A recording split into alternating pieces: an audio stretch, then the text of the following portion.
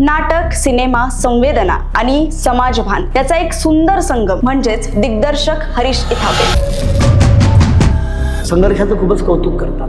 माझं स्वतःचं व्यक्तिगत मत आहे की प्रत्येक माणूस हा संघर्षातच आलेला असतो. आपण जो पुढे जात असतो आपल्या मागे कोणी ना कोणी असतं. तो व्यक्ती कोण आहे ज्याच्यामुळे हरीश इथापे आज इथे आहे?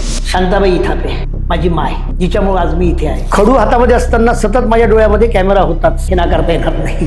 ग्रामीण भागातील वास्तव्य आणि चंदेरी दुनियातील ग्लॅमर याची जी दरी कशी भरून काढतात. जी गोष्ट समूहाला आपलीशी करावीशी वाटते त्या गोष्टीला आपण ग्लॅमर म्हणतो. मला गरज नाही फेअर अँड लवलीची. फेअर अँड लवली लावून जर 7 दिन मी ग्लो होत असेल तर मी गेलला 2-4 डब्बे पाठवून दिले असते. ग्लॅमर म्हणजे ऐश्वर्या राय नाही ना. ग्लॅमर म्हणजे आदिवासी क्षेत्रातली एखादी पोरगी पण असू शकते. त्याच मातीत तुम्ही ॲग्रो थिएटर ही संकल्पना सुरू केली आहे. आज ॲग्रो थिएटरने देशामध्ये बऱ्यापैकी आपलं नाव तयार केलेलं आहे. एखाद्या मुलाचं डोकं दुखलं तर मांडीवर डोकं ठेवून त्याला दाबून द्या आणि कारभार गेला तर थुबाडीत मारा. की ताकद असेल तर माझ्याकडे यायचं नाही तर घरी बसायचं. मला तक्रारी चालणार. मी ठरवून होतं की मला जे काही करायचं मी विदर्भात राहूनच करणार. मी गमतीने म्हणण्यापेक्षा मी गांभीर्याने सांगायचो की विदर्भाच्या मातीने कुछ तो भी आहे. जी काही जगभरामध्ये माणसं मोठी झाली, कलाक्षेत्रामध्ये माणसं मोठी झाली, तुम्ही नाव घेतलं भरत जाधव असो, मदन राजपुरे असो, नाना पाटेकर असो, हे सगळे अनकम्फर्ट झोनमधनं आलेले लोक आहेत.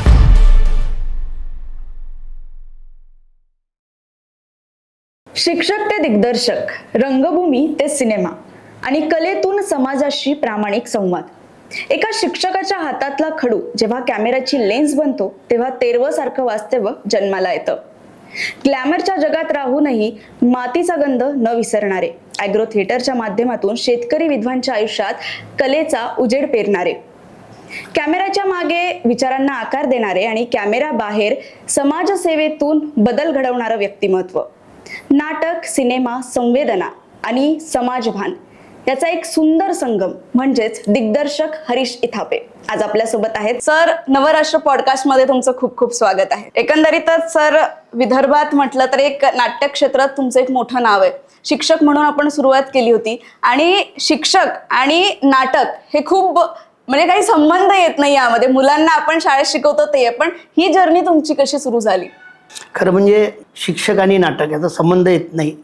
त्याला मी थोडं दुरुस्त असं करणार की शिक्षकांचा संबंध खऱ्या अर्थाने कलेशी यायला पाहिजे. कारण की कुठलीही कला माणसांच्या व्यक्तिमत्वाला आकार देते आणि माणसांच्या व्यक्तिमत्वाला आकार आला की समाजाच्या व्यक्तिमत्वाला आकार येतो. त्यामुळे शिक्षकाचं काम मुलांचं व्यक्तिमत्व घडवणं हे प्राधान्याने असायला पाहिजे आणि म्हणून शिक्षक हा कलागुणांनी संपन्न असावा. मी शिक्षक होतो आणि कलागुणांनी संपन्न होतो म्हणून मी काही मुलांचे व्यक्तिमत्व घडवू शकलो. या निमित्ताने मी सगळ्या शिक्षकांना आपल्या वतीने एक मेसेज कन्वे करू इच्छितो किंवा विनंती करू इच्छितो की आपण आपल्या कलागुणांना वाव द्या.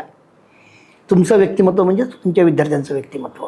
शिक्षण क्षेत्रामध्ये काम करत असताना शिक्षणामध्ये आनंदाची पेरणी कशी करता यावी याचं भान शिक्षकांना असलं पाहिजे. कलाक्षेत्राची जाणीव असली की अध्यापनामध्ये आनंद आपोआप येतो आणि अध्यापनामध्ये आनंद आला की मुलं अध्यापन आणि अध्ययन प्रक्रियेमध्ये समरस होतात. त्यातनं आंतरक्रिया चांगली घडते आणि अभ्यास सोपी होतो.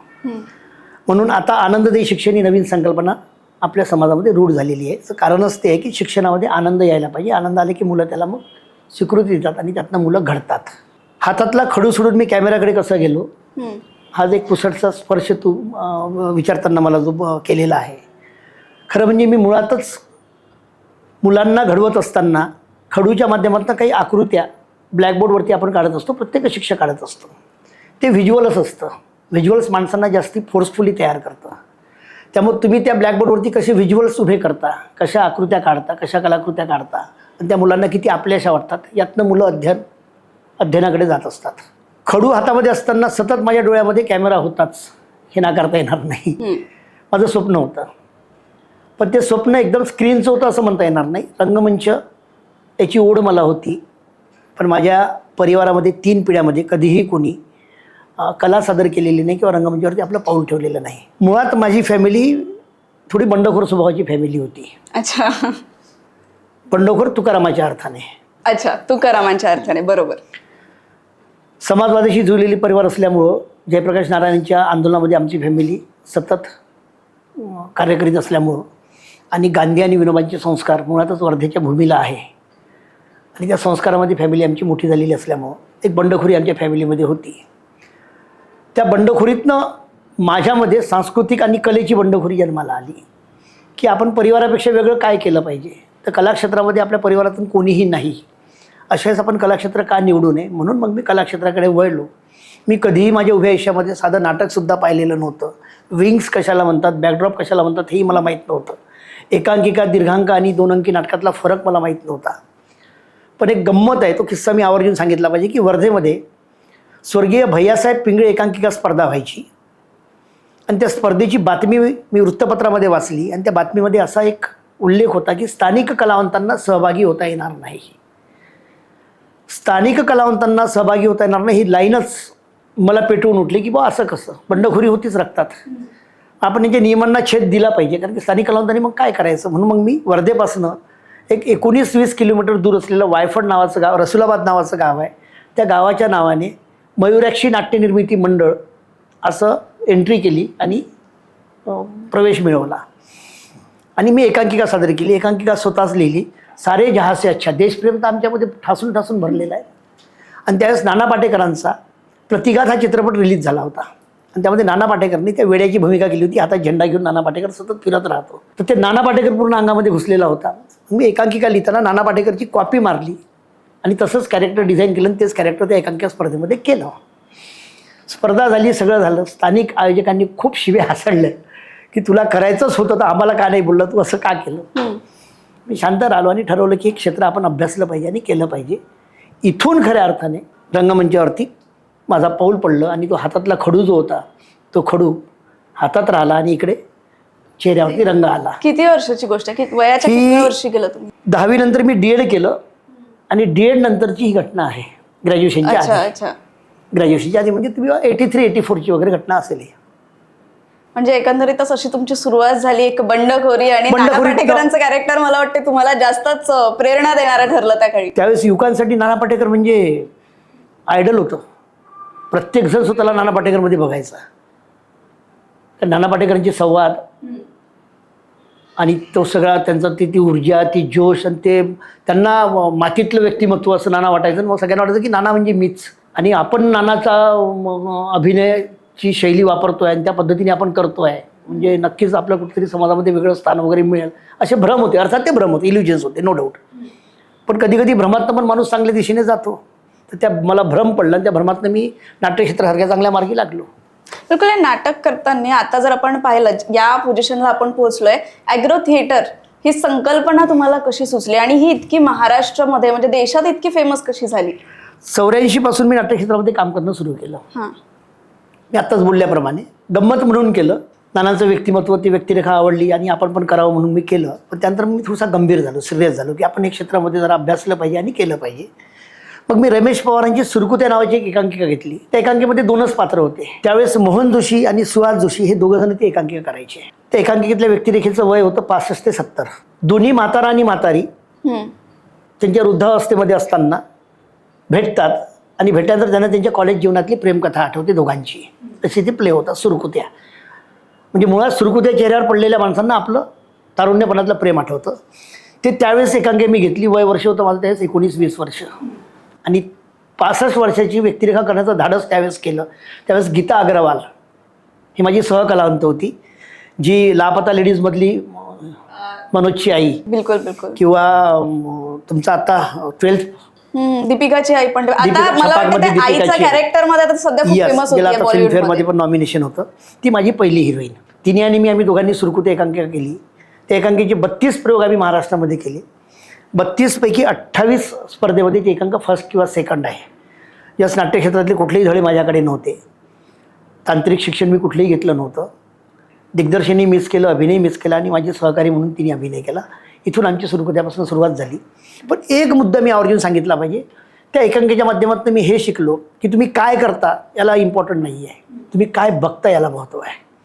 तेव्हा मी महाराष्ट्रभरातल्या स्पर्धा फिरत असताना महाराष्ट्रातल्या इतर जिल्ह्यातून येणाऱ्या संस्था काय करतात, कलावंत काय करतात हे मी खूप बारकाईने ऑब्झर्व केलं. पुण्या मुंबईची लोक काय करतात आणि काय करू नये याची अक्कल मला पहिले आली. म्हणजे आज मी ज्या यशाच्या टप्प्यावरती आहे याचं मूळ कारण जर काही असेल तर माणसांना काय करू नये याची अक्कल आली पाहिजे. म्हणजे काय करावं हे आपाप कळायला लागतं. आणि सुरकुत्या एकांकिकेच्या माध्यमातून महाराष्ट्रभर फिरल्यामुळं काय नाही करायचं, काय टाळायचं याचं भान मला कमी वयात आल्यामुळं मी नाट्यक्षेत्रामध्ये बऱ्यापैकी आपले पाय मजबूत करू शकलो. बिलकुल सर, एक मध्यमवर्गीय कुटुंबातून आल्यानंतर एक स्थैर्य तोडून तुम्ही हा इतका नाटकाचा असा संघर्षमय प्रवास निवडला, काय आव्हानं आणली आणि त्या मानसिकतेमध्ये घर फॅमिली सगळं सांभाळून काय आव्हानं तुम्हाला आली त्यावेळी? कसं आहे ना, मुळातच एक गोंधळ आपला नेहमी होत असतो. लोक की संघर्षाचं खूपच कौतुक करतात. माझं स्वतःचं व्यक्तिगत मत आहे की प्रत्येक माणूस हा संघर्षातनंच आलेला असतो. कारण की माणसाचा जन्मच मुळात संघर्षातनं झालेला आहे. माझ्या मायेने माझ्या जन्मासाठी जर संघर्ष केला नसता तर आज तुमच्यासमोर इतकं सुंदर सौंदर्य बसलेलं दिसलं नसतं. मी फार सुंदर आहे आणि मी जगजाहीर सांगत असतो की जगात माझ्या एवढं सुंदर कोणीच नाही आहे. माझ्यापेक्षा सुंदर कोणी असेल ती माझी आई आहे आणि 3 नंबरवर ऐश्वर्या राय आहे. हा कॉन्फिडन्स मला याच्यासाठी मिळाला की मला माहिती आहे की माझ्या जन्माच्या वेळेस माझ्या मायने ज्या वेदना सहन केल्या त्या वेदनेमुळं त्या संघर्षामुळं सौंदर्य जन्माला आलं. त्यामुळं संघर्ष हा चांगला असतो. संघर्षाला तुम्ही निगेटिव्हली घेतलं की तुमच्यातली ऊर्जा कमी होते, तुमच्यातली पॉझिटिव्हिटी कमी होते. संघर्षाला तुम्ही खूप पॉझिटिव्हली घ्यायला पाहिजे आणि संघर्षाच्या आतमध्येच सौंदर्य असतं. संघर्षाचं बीज तुमच्या हातामध्ये नसेल तर सौंदर्य जन्मालाच येऊ शकत नाही. हे एकदा तुम्हाला नैसर्गिक तत्व कळलं की माणसं मग संघर्षाला पॉझिटिव्हली घेतात. त्यामुळे हा संघर्ष चांगला असतो. राहिला स्थैर्याचा भाग, तर स्थैर्य कमी जास्त अप अँड डाऊन फेजेसनुसार माणसाच्या आयुष्यामध्ये येत असतात. त्यावेळेस माझ्या आयुष्यामध्ये होते. आजचं जगणं फार सोपं झालेलं आहे त्यावेळेसच्या तुलनेमध्ये. म्हणजे मी नेहमी सांगत असतो की जेमतेम परिस्थिती आमच्या कुटुंबाची होती. आई शेती करायची.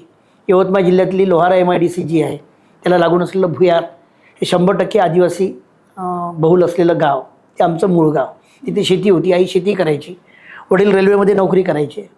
वडील मध्य प्रदेश आमल्यामध्ये नोकरीला होते आणि आम्ही सगळे बहीण भाऊ वर्धेमध्ये शिकायसाठी असल्यामुळे वर्धेत राहायचो. जेमतेम परिस्थिती होती. मी लहानपणी कंट्रोलच्या दुकानामध्ये धान्य आणायला जायचो. आई पाठवायची पिशवी घेऊन. तो कंट्रोलवाला धान्य देत असताना ते धान्य माझ्या पिशवीमध्ये असा ओतायचा. ते धान्य ओतताना जोंधळं पिशवीत पडायचं आणि तो जो धुड्डा असतो त्याला मी धुड्डा बनायचो. डस्ट ती अंगावरती उडायची. ती डस्ट उडताना माझं लक्ष त्या धान्याकडे असायचं आणि मला नेहमी प्रश्न पडायचा की एक बी जमिनीत टाकलं तर 1000 चांगले धान्य मिळतात किंवा उंजळीभर चांगलं धान्य मिळतं. एक चांगला माणूस जमिनीत पेरला तर 1000 माणसं का चांगली जन्माला येत नाही. मग या देशातल्या मातीत गांधी पेरला, भगतसिंग पेरला, सरदार पटेल पेरले, गाडगेबाबा पेरले गेले. मग परत 100 गाडगेबाबा का जन्माला येत नाही. म्हटलं नाही, माणसं जन्माला येऊ शकतात, आपण पेरणी सुरू ठेवली पाहिजे. आणि म्हणून मग मी सांस्कृतिक क्षेत्राच्या माध्यमातून सतत माणसं पेरायची कामं केलीत. म्हणून आज तुम्हाला जी दिसतात आहे सभोवताली माझ्या पसरलेली लोक ही त्यावेळेसची पेरलेली लोक आहे जी आज उगवून राहिली. आणि मी पण माझ्या मायने पेरलं म्हणून मी आज उगवलेला आहो. बिलकुल सर, आणि खूप सुंदर गोष्ट तुम्ही हे केली. म्हणजे एकदा क्लिक झालं तरीही सर संघर्ष तुम्ही पॉझिटिव्हली घेतला इतक्या, आणि आज तुम्ही सांगताय प्रत्येक जण तो पॉझिटिव्हली घेत नाही. या क्षेत्रातही म्हटलं कोणी, आजकाल आपण पाहिलं फिल्म इंडस्ट्रीमध्ये पाहिलं, बॉलिवूडमध्ये पाहिलं, अनेक मुलं स्ट्रगल करत आहेत, अनेक वयस्कर स्ट्रगल करत आहे. म्हणजे प्रत्येक एजचा माणूस जो आहे तो स्ट्रगल करतोय. आणि त्या याच्यामध्ये कामाचं पण प्रेशर असतं, कोणी जॉब करून पण इकडे स्ट्रगल करतो, कोणी सातत्याने. तर तो जो मानसिक ताण येतो तो वेगळा असतो. तर त्या याच्यावर तुम्ही त्या मानसिक ताणावर काय सांगता? 100% येतो. म्हणजे मानसिक ताण हा माणसाच्या आयुष्यामध्ये पावलोपावली ठरलेला आहेच. लग्नासारखं अत्यंत आनंदा क्षणाला पुढे जात असतानाही मानसिक ताण माणसाला राहतोच. हो, नाही कळलं. एखादी स्त्री जेव्हा नवीन जन्म द्यायला जेव्हा हॉस्पिटलमध्ये ॲडमिट होते तर ती जेव्हा ॲडमिट होते त्यावेळेस तिच्यावरती पण ताण असतो, कारण मला कोणाला तरी जन्माला घालायचा आहे. ताण हा फार नैसर्गिक आहे. तो तुम्ही कसा आणि किती घेता तुमच्यावरती डिपेंड करतो. मुळात गंमत असे की स्थैर्य स्थैर्य जर मिळालं तर माणसाचा विकास होऊ शकत नाही. अस्थिरतेतनंच माणूस काहीतरी नव्याचा शोध घेत असतो. अस्वस्थतेतनं माणसं काहीतरी नवीन शोध घेतात. माझं म्हणणं असं की तुम्ही स्थैर्याकडे जाण्यापेक्षा तुम्ही अस्वस्थतेकडे जा. माणसं अस्वस्थ असली पाहिजे. का? अस्वस्थ माणसं जगाला काहीतरी नव्याने देतात. अस्वस्थतेतनं सृजनशीलता जन्माला येते. बाबासाहेब जर अस्वस्थ झाले नसते तर तुम्ही आम्ही आज मांडीला मांडी लावून बसू शकलो नसतो. देशभरातले जगभरातले सगळे शास्त्रज्ञ जर अस्वस्थ झाले नसते तर लाईटाचा शोध लागला नसता. क्रिएटिव्हिटी अस्वस्थतेमधनं जन्माला येते, कधी लक्षात घ्यायचं. स्वस्थ बसलेले माणसं दाड्या वाढून फक्त हिमालयामध्ये जाऊन बसू शकतात किंवा तुम्हाला कुठल्या तरी तंत्रमंत्रामध्ये गुंतवून ठेवू शकतात. स्वस्थ माणसं समाज निर्मिती करत नाही, अस्वस्थ माणसं समाज घडवतात. अस्वस्थ माणसं समाजामध्ये सृजनशीलता निर्माण करतात आणि क्रिएटिव्हिटी पुढच्या पिढ्यांसाठी काहीतरी चांगलं घेऊन येत असते. तेव्हा माणसं अस्वस्थ झाली पाहिजे. अस्वस्थ होतात तेव्हा समाज स्थैर्य होतो. पण तुम्ही जर स्थैर्यता घेऊन बसली, स्थिरता आहे, बाबा आता मी खूप माझ्या आयुष्यामध्ये स्थैर्य आलेलं आहे, आता मला काही कुठल्या गोष्टीची काळजी नाही, चिंता नाही, असं जो कोणी माणूस म्हणत असेल समजा की तो जिवंत असूनही संपलेला आहे. माणसाचं स्थैर्य हे संपण्याचं लक्षण आहे. माणूस सतत अस्थैर्य असला पाहिजे. तो सतत विचारांमध्ये गुंतून असला पाहिजे, त्याची थिंकिंग प्रोसेस सतत सुरू असली पाहिजे, त्याला सतत प्रश्न पडत राहिले पाहिजे. नाही आता मला काय आहे, नोकरी आहे, बायको आहे, लेकरं झाले, घर झालं, दार झालं, त्याच्या वाट्याला बीपीच्या आणि शुगरच्या गोळ्या येतात. आणि जो म्हणतो की नाही बाबा अजून खूप कामं करायची पडलेली आहे, मला कळून कसं नाही राहिलं, मला प्रश्नच का पडत नाही, त्या माणसाला बीपी आणि शुगरच्या गोळ्याची गरज पडत नाही. मी आजही शुगर आणि बीपीच्या गोळ्या घेत नाही, त्या कोणीच एकाएकी घेऊन या असं माझं मत आहे. त्यामुळे माणसं अस्वस्थ असली पाहिजे, अस्वस्थ माणसं घडवतात, अस्वस्थ माणसं सुदृढ राहतात आणि तेच समाजाला सुदृढ करतात. नाही बिलकुल, ज्या याने तुम्ही निगेटिव्ह थॉट्सला एकदम पॉझिटिव्हली बघताय म्हणूनच तुम्ही हरीश हितापे आहे सर, दिग्दर्शक आहे आणि इतक्या सुंदर कलेत तुम्ही जात आहेत. जसं तुम्ही आता 13ची आपण गोष्ट करू, त्याच्या आधी मी येईल की तुम्ही नाम फाउंडेशनशी कसे जुळले गेले, नाना पाटेकरांशी तुम्ही कसे जुळले? फार गमतीदार किस्सा आहे. मी माझ्या शेतामध्ये चाललो होतो, सायंकाळी 4-4:30ची वेळ असेल, बाईकवरती जात असताना मोबाईलची रिंग वाजली म्हणून मी थांबलो आणि मोबाईल रिसीव्ह केला तर मकरंदचा फोन होता. मकरंद अनासपुरे. खरं म्हणजे आम्ही दोघेही फार आमची जुनी मैत्री. ड्रॅमॅटिकला तो औरंगाबादला असताना मी औरंगाबाद डिपार्टमेंटला डिरेक्शनसाठी जायचं, तेव्हा तुमचे लक्ष्मणराव देशपांडे HOD होते तिथले आणि ते मला डिरेक्शनसाठी बोलवायचे. तेव्हापासून त्याची माझी मैत्री. त्यामुळे आम्ही दोघेही, मकरंद आणि हरीश, आम्ही दोघाला कधीच नावाने पूर्ण नावाने बोलवत नाही, हऱ्या आणि मक्या असंच आम्ही एकमेकाला संबोधतो. त्याचा फोन आला, म्हणाला की कुठे आहे? म्हटलं शेताकडे निघालेला आहे. म्हणजे 1-2 मिनटं मी बोलू शकतो का? म्हटलं अगदी बोल. म्हणजे गुरुजींचा फोन होता. म्हटलं गुरुजी, म्हणजे नाना पाटेकरांचा. ओके, काय? नानांनी बातम्या, TV वरच्या बातम्या ऐकलेल्या आहेत आणि ते फार अस्वस्थ झाले आणि त्यांचं म्हणणं पडलं की बा अशा परिस्थितीमध्ये आपण घरात बसून राहणे, आपण काहीच न करणे हे माणुसकीला न शोभणार आहे. माझ्याकडे काही पैसे आहेत, याची मला गरज नाही, हे पैसे मकरंद मी तुला देतो, तुझं शेतीमातीशी बऱ्यापैकी नातं जुळलेलं आहे, ते पैसे तू घे आणि काही परिवारापर्यंत पोहोचून दे, म्हणून मी तुला फोन केला. आपण काय केलं पाहिजे? म्हटलं अगदी करता येईल. तर म्हणजे विदर्भ आणि मराठवाड्यातले काही परिवार चूज कर आणि त्यांच्यापर्यंत आपण एक काय मदत देता येईल ती आपण मदत देऊया. म्हटलं ठीक आहे, कधीपर्यंत? म्हटलं 2 दिवस मला दे. 2 दिवसांनी परत आमचं बोलणं झालं. तर मी त्याला असं म्हटलं की बुवा नाना पैसे देतील, ते पैसे तू मला पाठवशील, मी काही परिवारापर्यंत ते पैसे घेऊन जाईल, त्यांना काय साध्य करणार आहे? म्हटलं पैशाने माणसाचं आयुष्य बदलते याच्यावर माझा विश्वास नाही. तर तो एकदम उसळला. म्हटलं काय बोलतो आहे, तुझं बोलणं काहीतरी वेगळंच असतं. म्हटलं हो, पैशाने माणसाचं आयुष्य बदलत नाही. म्हणजे मग काय केलं पाहिजे? म्हटलं माणसासोबत माणूस उभा राहिला की माणसाचं आयुष्य बदलतं. तर तो बोलला की बरोबर आहे तुझं, करेक्ट आहे, आपण त्यांच्या पाठीशीच राहतोय. म्हटलं अजिबात नाही, मी नाही राहणार पाठीशी. म्हणे का? म्हटलं पाठीशी असणाऱ्या माणसावर माझा भरोसा नाही. जो कोणी म्हणतो की भिऊ नकोस मी तुझ्या पाठीशी आहे, त्यावर मी विश्वास नाही ठेवणार. पाठीचा असणारा माणूस कधी कमरेत लात घालू शकतो आणि त्याची एक्सप्रेशन मला दिसत नाही. माझा विश्वास सोबत आहे म्हणणाऱ्या माणसावरती आहे की मी त्याची एक्सप्रेशन पाहू शकतो. आपली तयारी जर त्या परिवारासोबत उभं राहायची असेल तर मी पुढे सरकतो, पाठीशी राहण्यासोबत मी येत नाही. तर म्हणे नानांशी बोलावं लागेल. म्हटलं बोलूया. तर म्हणजे कॉन्फरन्सवरती घेतो. म्हटलं घे. नानांना मी म्हटलं की वा तुम्ही आलात पाहिजे. नाही मी नाही येणार, तुम्ही करा. म्हटलं असं नाही होत. म्हणजे मी आल्याने काय होईल? म्हटलं तुम्ही आल्याने एक विश्वास येईल की कोणीतरी आमच्या सोबत आहे आणि कोणीतरी सोबत आहे ही भावना माणसाला जगायचं बळ देते. पैशाने माणसं जगत नाही, पण कोणीतरी माझ्यासोबत आहे त्यातनं जो कॉन्फिडन्स बिल्ड होतो आणि त्या आत्मविश्वासानं माणसं मग पुढे सरकतात आणि माणसं जगायला लागतात. तर ती गोष्ट नानांना अपील झाली. ते बोलले की ठीक आहे, मी फार तर 2 कार्यक्रमामध्ये येईल. ठीक आहे, एक मराठवाडा आणि एक विदर्भ. आणि मग आपण विदर्भातला तो पहिला कार्यक्रम वसंतराव देशपांडे सभागृहामध्ये आपण घेतलेला होता. अच्छा. आपण 84 महिला यवतमाळ जिल्ह्यातल्या झरी जामणी तालुक्यातल्या आणल्या आणि त्यांना आपण 15,000 रुपये प्रत्येकीला सानुग्रह राशी म्हणून आपण त्यांना दिली. आणि त्या सगळ्या 84 महिला मी रंगमंचावरती बोलवल्या स्टेजवरती. त्यांना सगळ्यांना खाली बसवलं आणि त्यांच्यामध्ये मी, मकरंद, नाना बसलो आम्ही. त्यातनं छान गप्पा झाल्या आणि ते एक व्हिज्युअल जेव्हा मीडियावरती आलं तर जगभरातनं मेसेज यायला लागले, फोन यायला लागले की आम्हालासुद्धा ही मदत करायची आहे. ते व्हिज्युअल असं होतं की नाना आम्ही सगळे त्यांच्यासोबत एक जीव झालो होतो, समरस झालो होतो.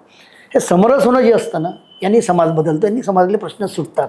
त्यावेळेस 15,000 चेक कुठे होता, कोणी कुठे ठेवल्याकडे कोणाचंच लक्ष नव्हतं. पण त्या वेदनांचं जे शेअरिंग झालं, नानांचा हात पाठीवर, महिलांच्या पाठीवरून जेव्हा फिरला, त्यांचे लेकरं जेव्हा नानांच्या आणि आमच्या मांडीवरती बसले, त्यातनं एक कुटुंब आणि परिवार तयार झाला की तुम्ही एकटीने, आम्ही सगळे सोबत आहोत.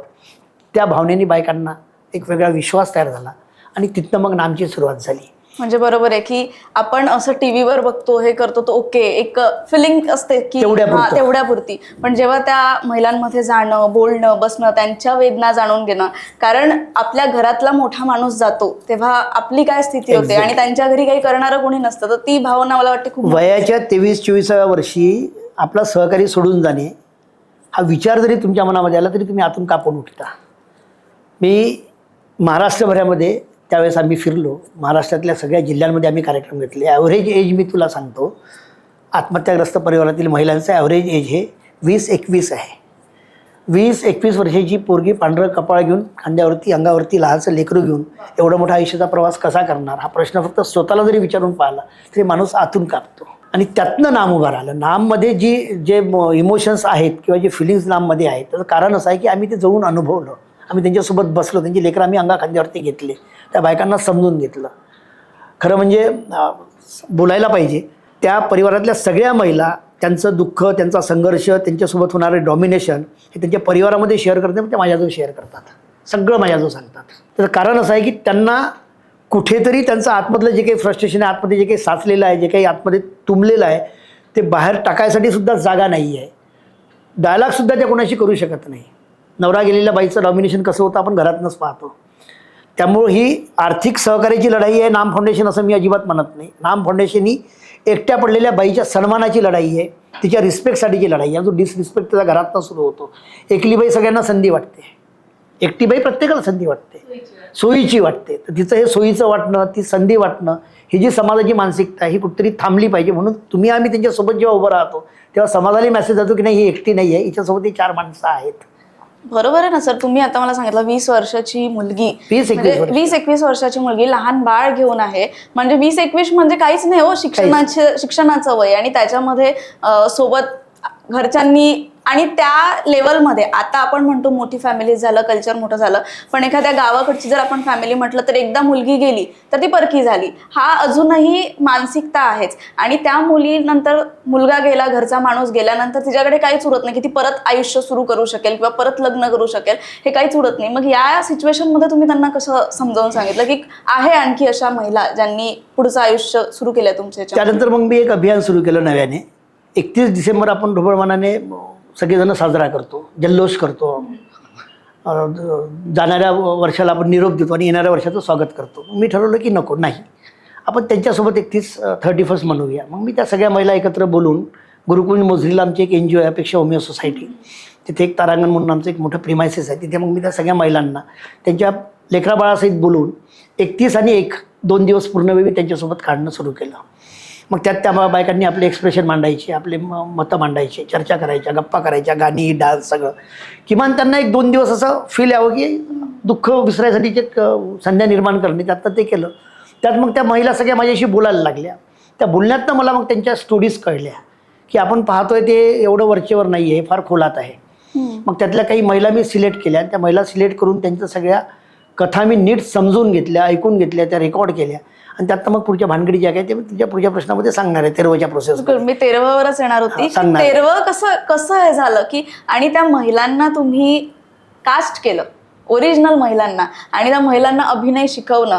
आणि दुसरी गोष्ट म्हणजे त्या आल्या, कास्ट झाल्या, पण जेव्हा त्या गोष्टी घडतात, कारण सुरुवातीला त्याचं नाट्य रूपांतर होतं, रंगभूमीवर प्रयोग झाले, मग त्याचं चित्रीकरण झालं. पण प्रयोगाच्या वेळेस तालिमी होत असतात, तालिमीच्या वेळेस ते प्रसंग त्यांच्यासमोर परत येणं, त्यांच्या भावना, मग त्या तुम्ही त्यांना कसं समजावून सांगितलं?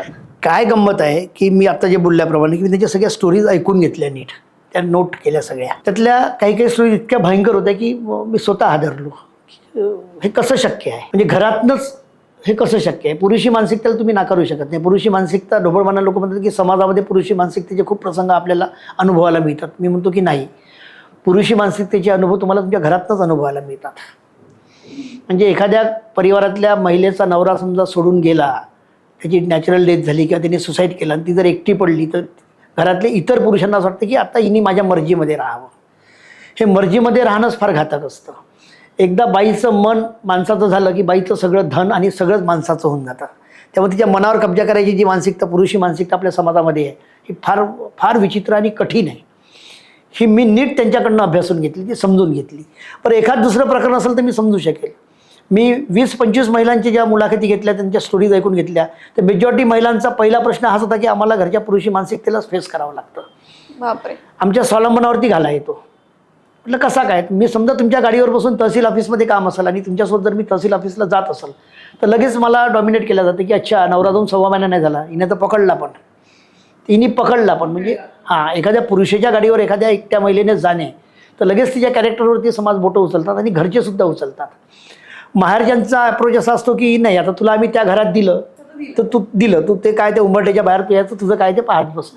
त्यामुळं माहेर तिचं होत नाही, सासर तिला आपलं करत नाही. अशाच तिने आपल्या लेकरासोबतचा एवढा मोठा आयुष्याचा प्रवास कसा काढायचा, हा सगळ्यात मोठा जटिल प्रश्न. दुसरा महत्त्वाचा प्रश्न असा की प्रॉपर्टीवरचे अधिकार हिचे राहू नये. हिचे प्रॉपर्टीवरचे अधिकार राहू नये, कारण की घरचा मुलगा जेव्हा आत्महत्या करतो तर प्रॉपर्टीवरती बायकोचं आणि लेकरांचं नाव येतं. त्यामुळे सासरचा प्रयत्न असा असतो की हिने घराबाहेर जावं, हिने काही हिचं आयुष्य जगावं. आणि माहेरचा प्रयत्न असा असतो की तिने माहेराला येऊ नये, कारण की माहेरला आली तर आपल्या प्रॉपर्टीवरती परत तिचा क्लेम येईल बहीण म्हणून. त्यामुळे दोन्हीकडून तिला प्रॉपर्टीसाठी नाकारले जातात. अशाच तिने मुलाचं संगोपन कसं करावं, शिक्षण कसं करावं, त्याचा औषधोपचार कसं करावं, सगळ्याच भानगडी येतात. म्हणजे राहायला जागासुद्धा मिळत नाही. अनेक महिलांना सासूरवाडीमध्ये ढोरांच्या जनावरांच्या कोठ्यामध्ये ठेवलेलं आहे. माझ्या नाटकात प्रसंग आहे तो. जनावरांच्या कोठ्यामध्ये ठेवलेला आहे, किंवा मग घरातनं काढून दिलं रात्री बेरात्री. मग ती कुठेतरी ग्रामपंचायतच्या प्रिमासेसमधून झोपली, कुठेतरी एखाद्या झाडाखाली मंदिरात जाऊन झोपली. तिथे तिने दिवस काढले. मग कुठेतरी NGOशी कॉन्टॅक्ट झाला आणि मग त्यांनी तिला पुनर्वसन केंद्रात टाकलं. असे अनेक प्रसंग आहे. तर आपल्याच समाजामध्ये, आपल्या सभोवताली, आपल्या डोळ्या देखत या पद्धतीने महिलांचं अपमानित जगणं आपण कसं काय सहन करू शकतो, हे मला नेहमी अस्वस्थ करतं. म्हटलं नाही, हे वुमन डॉमिनेशन आणि डिसरिस्पेक्टची गोष्ट पहिले समाजासमोर आपण आणली पाहिजे. गंमत अशी आहे की एखाद्या शेतकऱ्याने आत्महत्या केली की जगभरातलं मीडिया त्याच्यावरती खूप लिहून काढतो, खूप डिबेट होतात शेतकरी आत्महत्येबद्दल. पण आत्महत्या केल्यानंतर जी महिला एकटी उरते तिच्याबद्दल कोणीच बोलत नाही. खरं म्हणजे मेल्या माणसाबद्दल चर्चा व्हावी की जिवंत माणसाबद्दल चर्चा व्हावी. खरं म्हणजे मरूच नाही. मूळ मुद्दा असा की मरू नये, आत्महत्या होऊ नये. आत्महत्या चांगली नाही. आत्महत्या व्हायच्या आधी त्याच्या विषयावरती डिबेट व्हायला पाहिजे. ती होत नाही. आत्महत्या झाल्यावर डिबेट होते. आणि त्याची जी बायको उरलेली असते एकटी, आम्ही विधवा शब्द वापरत नाही आहे, आम्ही एकल शब्द वापरतो. विधवा हा डॉमिनेटिव्ह वर्ड आहे. आम्ही एकल शब्द वापरतो. एकल महिलेबद्दल कोणीच बोलत नाही. मीडियामध्ये चर्चा होत नाही. तिचे इंटरव्ह्यू घेतले जात नाही. कुठे काही छापून येत नाही. तर हिचा प्रश्न समाजासमोर कसा आणायचा, म्हणून मग तेरवं या नाटकाची संकल्पना माझ्या डोक्यात आली. आणि मग त्यातनं तेरवंचं स्क्रिप्ट उभं राहिलं. आणि मग आता तेरवंचं स्क्रिप्ट उभं राहिलं. आता तेरवं कसं करायचं, मग कलावंत म्हणून जे काही लोक रंगभूमीवरती काम करतात त्याच महिलांना घेऊन जर आपण केलं तर त्यातला जो नैसर्गिक वेदना आहे त्या नाही मिळणार. हा एक पार्ट होता. आणि सेकंड पार्ट की या महिलांना पर्सनॅलिटी काय मिळू नये. मग ही पर्सनॅलिटी कशी मिळायची, त्यांना परफॉर्मन्सची संधी दिली पाहिजे, त्यांना व्यक्त व्हायची संधी दिली पाहिजे. माणसं व्यक्त झाली पाहिजे. माणसं बोलती झाली, माणसं व्यक्ती झाली की माणसं वाढतात, माणसं मोठी होतात. माणसं बोलत नाही, माणसांना व्यक्त व्हायची संधी मिळते, म्हणून माणसाचं सफोकेशन होतं. माणसं घरातल्या घरामध्ये त्याच्या मूर्त्या बनतात, जिवंत असूनही मूर्त्या बनतात. त्या ममी फॉर्ममध्ये जातात. आपल्याला ममी फॉर्ममधनं लाईव्ह फॉर्ममध्ये आणायचं असेल तर आपण यांना परफॉर्मन्सची चान्स दिला पाहिजे. मग त्याच महिलांना चूज केलं, त्यांची कार्यशाळा घेतली, त्यांना बेसिक धडे दिले. आणि तुम्ही अभिनय करा हा विषयच नव्हता, तुम्ही व्यक्त व्हा, संपला विषय. प्रसंग त्यांचे, दुःख त्यांचं, वेदना त्यांच्या, सगळं त्यांचंच होतं. त्यांनी ते फक्त ऑडियन्ससमोर मांडलं. म्हणून मग पूर्ण महिला त्या घेण्यापेक्षा त्यांना एक कॉन्फिडन्स यावा म्हणून मग 6 ते 7 मुली आमच्या ग्रुपच्या आणि उर्वरित त्या अशा 13 महिलांचं 13वं मंडळ. ढोबळ मनाने 13व्या दिवशी आपण नवऱ्याचे दुःखामध्ये तेरवी करतो. आमची कन्सेप्ट अशी आहे की तुम्ही तेरवीमध्ये दुःख विसरून आणि त्याला आनंदोत्सव समजा. तेरवीला आनंदोत्सव केला आम्ही. 13वं म्हणजे दुःखाचा दिवस कसा काय, तो गेला सोडून. मग त्याच्याच नावाने मी रडत बसण्यापेक्षा आता 13व्याच्या निमित्ताने शेवटला घास त्याला देते आणि इथून माझ्या नव्या आयुष्याची सुरुवात करते. तर आपण सगळे एकत्र येऊया, सगळी एकमेकीचं दुःख एकमेकीसोबत शेअर करूया आणि आनंदोत्सव करून आपण पुढचा प्रवास आनंदी करूया, दुःखामध्ये आणि संघर्षामध्ये रडत बसण्यापेक्षा. अशी कॉन्सेप्ट 13वीची आहे. आणि त्यातनं त्या महिलांनी अभिनय केला. छान पद्धतीने त्यांनी स्वतः व्यक्त झाल्यात. आणि असं काही नसतं की बाबा कलावंतच कला सादर करतो. मुळातच जन्माला आलेला प्रत्येक माणूस हा कलावंतच असतो. कला ही नैसर्गिकच आहे तुमच्यामध्ये. जसं मातीमध्ये बियाला उगवण्याची क्षमता आहे तशी माणसांमध्ये व्यक्त होण्याची क्षमता आहे. व्यक्त होण्याची संधी देत नाही म्हणून आपल्याला असं वाटतं की माणसं व्यक्त होत नाही. बरोबर. आणि तुम्ही जे सांगितलं महिलांबद्दल भयानक होतं, ही परिस्थिती अजूनही लोकांना माहित नाही, पण मला वाटतं पॉडकास्टच्या माध्यमातून लोकांपर्यंत हे पोहोचेल.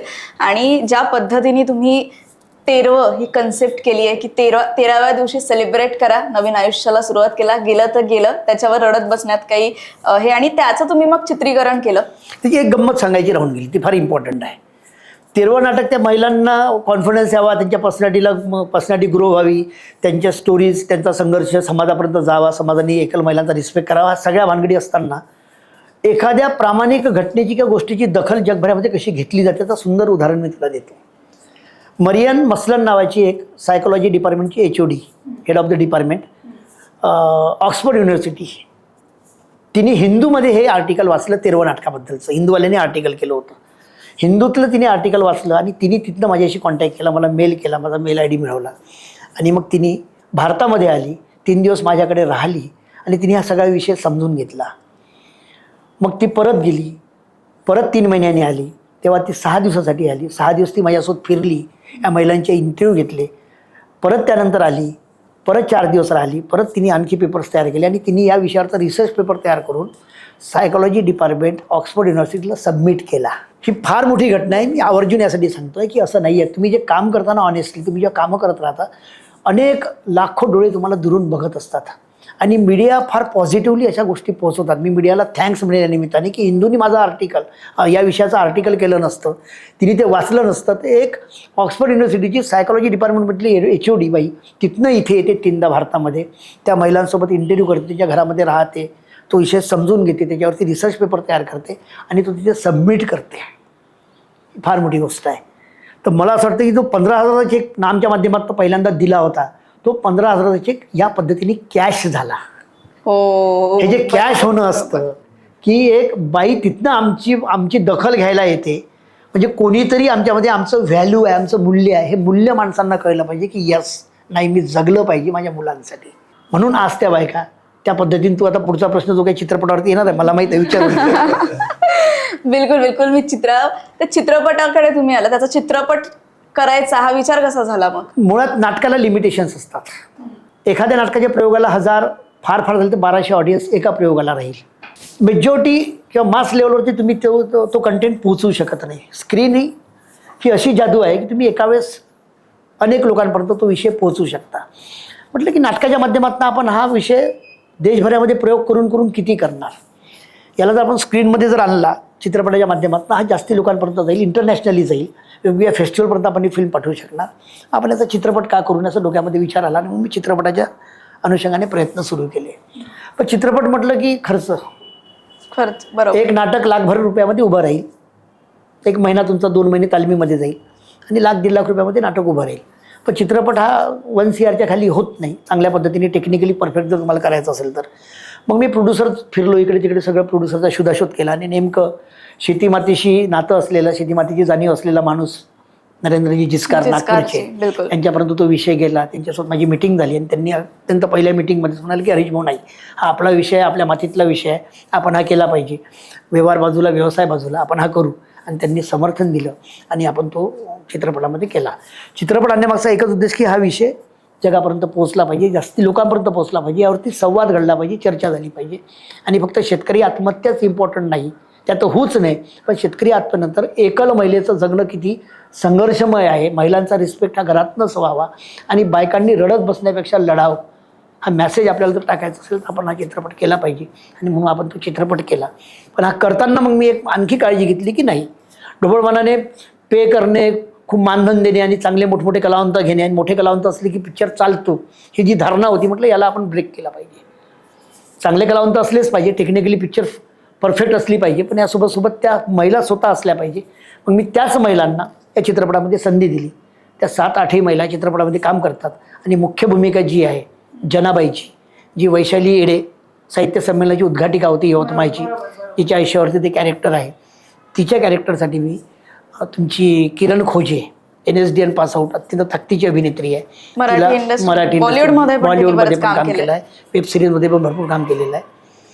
तिला घेतलं आणि किरण माने, ज्याचं शेतीमातीशी नातं मुळातच आहे साताऱ्याचा, त्याला घेतलं. आणि संदीप पाठक, जो मराठवाड्यातनं आलेला आहे, जो शेतीमातीशी जुळलेला आहे, असं शेतीमातीशी नातं आणि नाळ जुळलेलेच कलावंत मी यामध्ये घेतले. तिघांनी ताकदीने परफॉर्म केला आणि या सगळ्या महिला तिन्ही दमदार कलावंत, आणि त्यातनं हा चित्रपट उभा राहिला. आणि तेरवचा आज इंटरनॅशनल लेवलपर्यंत, हो, इंटरनॅशनल लेवलपर्यंत गेलं. इफीला सिलेक्शन झालं गोव्यामध्ये, गोवा फेस्टिवलमध्ये 8 कंट्रीच्या लोकांनी ती फिल्म पाहिली.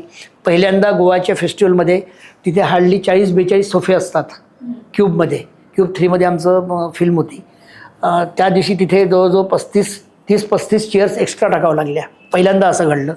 7-8 कंट्रीजच्या लोकांनी फिल्म पाहिली, खूप सराहना झाली, खूप कौतुक झालं, चांगलं ॲप्रिसिएशन मिळालं. त्यानंतर आर्यन सन्मान मिळाला, महाराष्ट्र गव्हर्नमेंटचे 6 नॉमिनेशन मिळाले आणि आता अजून बऱ्याचशा फेस्टिवलमध्ये फिल्म टाकायची आहे. आणि आता पुढे काय सर? मग पुढे जरा 2 विषयावरती काम सुरू आहे. एक लव्ह स्टोरी आहे. ओके. हां, पण ती लव्ह स्टोरी फार वेगळ्या पद्धतीची आहे. ढोबळमानाने आजपर्यंत आपल्याकडे आलेल्या सगळ्या हिंदी किंवा मराठी चित्रपटातल्या लव्ह स्टोऱ्या ह्या शेवटी जाऊन कुठेतरी विध्वंस हिंसेकडे जातात. मग त्यामध्ये तुमचं कम्युनल असेल किंवा मग जातीपातीचं वाद असेल, त्यातनं मग कोणाची तरी जीव जाईल असं सगळं. पण मी एक पॉझिटिव्ह मेसेज झेंजीला दिला पाहिजे की एक न्यायव्यवस्था, न्यायपालिका आपल्या इथे रूढ आहे, जी संविधानाने दिलेली आहे.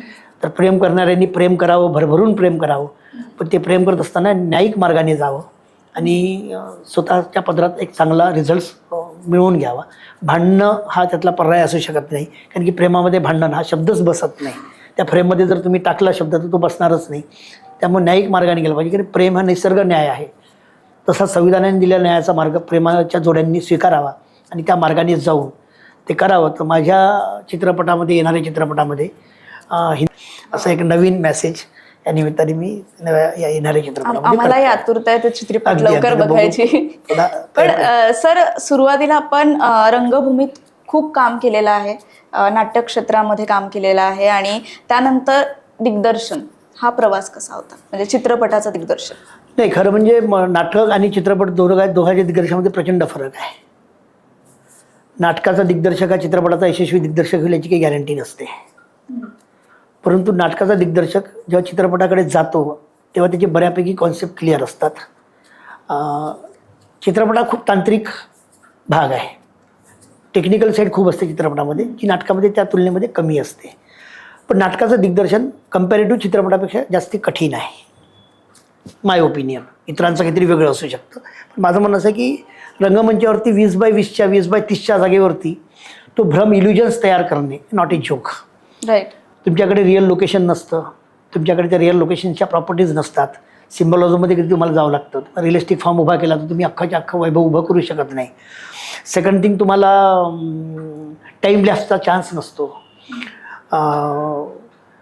कॅरेक्टरची लिमिटेशन्स असतात, बॅकग्राऊंडमध्ये ॲम्बियन्स तुम्ही उभं करू शकत नाही कॅरेक्टरच्या माध्यमातून, लोकांच्या माध्यमातून, जे चित्रपटामध्ये तुम्ही उभं करू शकता. तर मी चहापटरीवरचा एखादा सीन जर चित्रपटामध्ये केला तर सभोवतालची 10-20 माणसं मी चालता फिरता दाखवू शकतो, एक ॲम्बियन्स तयार होऊ शकतं. नाटकामध्ये तो स्कोप नाही आहे.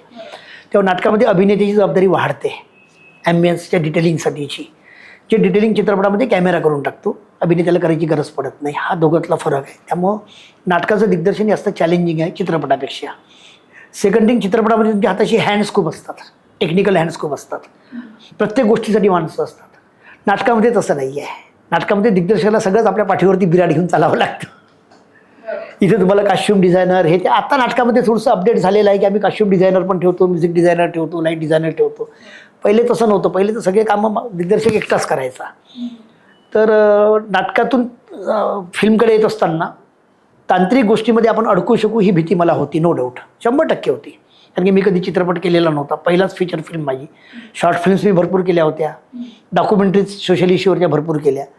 पण मी म्हटलं की नाही, असं काही नाही आहे, आपण अभिनय नीट करून घेऊ शकतो, आपण सीनला नीट एक्झिक्यूट करू शकू, आपण सांगू शकू कलावंतांना, आपल्याला ॲम्बियन्स कळतं, रिअलिस्टिक सगळ्या आपल्याला गोष्टी कळतात. पण टेक्निकली आपण यामध्ये किती परफेक्ट राहू ही भीती होती. मग मी त्यामध्ये एक मार्ग असा काढला की टेक्निकल हँड्स सगळे मी सिनियर घेतले. हां, म्हणजे माझे तेरवचे DOP सुरेश देशमाने आहेत, यांनी 100 चित्रपट केलेत, किंवा 100 चित्रपट ज्यांनी केलेत असा DOP मी सोबत घेतला, जेणेकरून त्यांचा अनुभव मला इकडे उपयोगी पडेल. आणि मी लहानपण घेतलं. मी त्यांना म्हणायचं की दादा मला हे नाही कळत, मला हे जरा समजून सांगा. आणि ते मला छान समजून सांगायचे. ते म्हणाले की हरीश भाऊ, हीच खरी प्रोसेस आहे, ह्या प्रोसेसमध्ये तुम्ही चालला, हाच तुमचा ग्रेटनेस आहे. तुम्हाला कसं काय कळलं? म्हटलं नाही, माझा प्रोसेसवरती विश्वास आहे, कारण की प्रोसेसमधनंच प्रॉडक्ट जन्माला येतं आणि प्रोसेसमध्ये वेदना असतात, त्रास असतो, तेव्हा प्रोसेसमधनं माणूस गेलंच पाहिजे. त्यामुळं चांगले टेक्निकल हँड्स होते. त्यांना त्यांची भाषा, टेक्निकल भाषा जरी मला येत नसली तरी त्यांना मला काय म्हणायचं हे त्यांना कळून जायचं, त्यांना काय सांगायचं हे मला कळून जायचं. त्यातनं मग त्या फिल्ममधनं हळूहळू मला एक्सपिरियन्स आला. पण शेवटी असा क्रूचा असा एक सर्टिफिकेशन मला मिळालं की आप बोल रहे थे कि आपको टेक्निकली कुछ नहीं समझता, लेकिन हमने बहुत लोगों के साथ काम किया है, लेकिन आप उन लोगों से ज़्यादा परफेक्ट हो. तो मला उसका कारण आहे थिएटर. कमी जागेत कमी वेळेमध्ये खूप गोष्टी दाखवण्याची कला ही थिएटरमध्ये असते. तर मला ते माहिती होतं की नेमकं काय दाखवायचं आणि काय नाही दाखवायचं. त्याचा फायदा मला चित्रपटामध्ये झाला. सेकंड थिंग, सहजता. तुम्ही जे काही करता ते सहज करा. केल्यासारखं करण्याचा आव आणू नका. बरोबर. आणि आता आपण पाहतोय जगभराची चित्रपट फार पुढे गेले चित्रपट, आता पहिल्यासारखं राहिला नाही आहे. सेकंड थिंग, प्रेक्षकांची दृष्टी फार प्रगल्भ झालेली आहे, सेन्स डेव्हलप झाला, पहिल्यासारखं नाही राहिलं. पहिले 2 गुलाबाचे फुलं आलं म्हणजे प्रेम दाखवणे, याच्या पलीकडे आता चित्रपटाने सगळं गेलेलं आहे. ऑडियन्स खूप तयार झालेला आहे. आता ऑडियन्सला सगळं कळायला लागतं. आता तुम्ही लॉजिकली थोडं जरी चुकीचं मांडलं तरी ऑडियन्स म्हणतात की इथे हे चुकलं. त्या गोष्टीचा फायदा मुळातच सामाजिक व्यवस्थेमध्ये मी काम करत असल्यामुळे माझं लॉजिक परफेक्ट होतं, त्यातनं झालं. आणि चित्रपटाची पण दिग्दर्शनाची आपली स्वतःची एक मजा आहे आणि नाटकाची पण आपली एक मजा आहे. आणि आर्टिस्ट म्हणूनही तेव्हा ना, जरी 2 महिने 3 महिने आपण नाटकाची तालीम करतो, पण आपल्याला स्टेजवर चित्रपटामध्ये रिहर्सलला स्कोप द्यावा. नसतो, रिहर्सलला स्कोप नसतो Right. चित्रपटामध्ये. नाटकामध्ये रिहर्सलला खूप स्कोप असतो. चुकलं तर तुम्ही दुरुस्त करू शकता. एखाद्या प्रयोगामध्ये एखादी गोष्ट फसली ती परत तुम्हाला दुरुस्त करून करायची संधी असते. चित्रपटामध्ये एकदा दगड फेकला की गेला. तेव्हा तुम्हाला सगळं क्लिअर पाहिजे, काय घडणार हे माहीत पाहिजे. कागदावरचं पडद्यावरती कसं दिसणार हे ज्याला दिसतं तो चांगला दिग्दर्शक. चित्रपटामध्ये बिलकुल. जे कागदावरती लिहिलेलं आहे ते पडद्यावरती कसं दिसणार. माझं म्हणणं असं आहे की तुम्ही काय बोलता, तुम्ही काय करता याला काही व्हॅल्यू नाही आहे. तुमचा पडदा काय बोलतो आणि काय दाखवतो याला इम्पॉर्टंट आहे. पडदा बात करताय ऑडियन्स, लोक पडदा पाहतात, तुमचं काम नाही पाहत. तुम्ही मागे काय केलं, नाही आम्ही खूप स्ट्रगल केलं आणि 47चं टेम्परेचर होतं, त्या टेम्परेचरमध्ये काम केलं, ह्या गोष्टीला काही अर्थ नाही आहे, फुलपटपणा आहे. पडदा क्या बोल रहा है, जे पडद्यावर दिसेल ते ऑडियन्स पाहणार, कारणं चालत नाही. त्यामुळे पडद्यावरती दिसणारी गोष्ट दिग्दर्शकाला अधिक दिसली पाहिजे, तर कुठलीही कलाकृती चांगली होती असं माझं मत आहे. आणि आता तुम्ही म्हटलं ना की ऑडियन्स आता खूप हुशार झालेला खूप आहे. हुशार. आधी ऍक्टर कोण आहे हे बघून लोक चित्रपटाला जायचे, पण आता स्टोरीचा कंटेंटला खूप व्हॅल्यू आलेला आहे. कंटेंटला व्हॅल्यू आला आहे. आणि एक गोष्ट आवर्जून मी इथे सांगितली पाहिजे, त्यानिमित्ताने आपल्या रसिक प्रेक्षकांपर्यंत ती गोष्ट जाईल. सध्या देशामध्ये मल्याळम फिल्म ही खूप टॉप लेवलची फिल्म आहे कंटेंटवरची.